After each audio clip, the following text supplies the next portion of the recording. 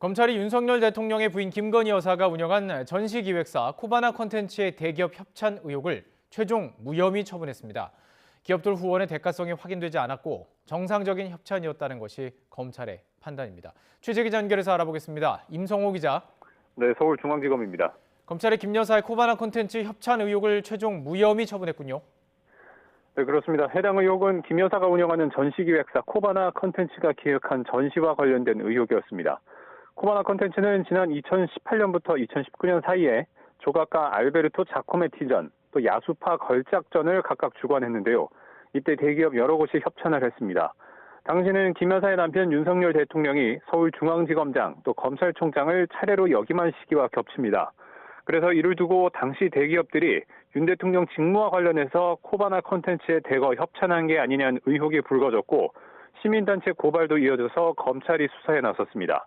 그리고 이번에 김 여사와 윤 대통령 또 관련 기업들에 대해서 최종 무혐의 처분을 내린 겁니다.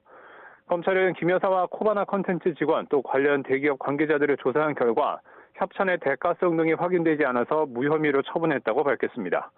검찰은 앞서 재작년 12월에는 코바나 컨텐츠가 2016년 12월에 진행하고 도이치모터스 등 23개 기업이 협찬했던 현대건축의 아버지 르 코르비지에 전에 청탁금지법 위반 혐의를 무혐의 처분하기도 했습니다. 자, 구체적으로 좀 들어가 보겠습니다. 기업들의 협찬에서 대가성이라든지 김영란법 위반 소지를 발견하지 못했다. 이 근거는 뭐였습니까?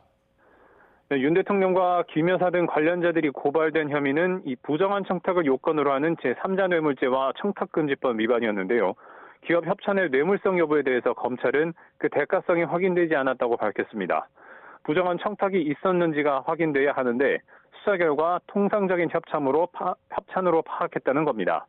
또 청탁금지법 위반과 관련해서도 기업들의 협찬이 청탁금지법이 금지하는 성격의 금품 수수가 아니라고 판단했다고 설명했습니다. 코바나 컨텐츠가 기업으로부터 협찬받는 과정이 정상적인 업무 계약에 따라 이루어진 것이어서 당시 공직자 배우자였던 김 여사가 신고할 의무는 따로 없었다는 겁니다. 하지만 이어진 검찰의 설명이 또 다른 논란을 낳았습니다. 당시 협찬 기업들 가운데 윤 지검장이 재직하던 서울중앙지검에서 수사를 받던 기업이 여러 곳 있었던 건데요. 공교롭게도 협찬 이후에 검찰이 일부 기업에 대해 불기소 처분한 거로 파악됐습니다. 이와 관련해 검찰은 이들을 불기소한 이유는 당시 의견서에 충분히 적시했다면서 불기소 처분과 코바나 컨텐츠 협찬의 관련성은 확인되지 않았다고 선을 그었습니다.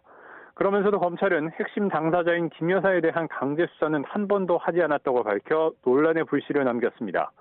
김 여사 소환 조사나 휴대전화 포렌식 없이 두 차례 서면 조사만 했다는 건데 이 서면 조사를 통해 제기된 의혹이 다 규명됐다고 판단해서 강제 수사를 따로 진행하지는 않았다는 것이 검찰의 설명입니다. 검찰은 김 여사의 도이치모터스 주가 조작 가담 의혹에 대해선 계속 수사하고 있다고 덧붙였습니다.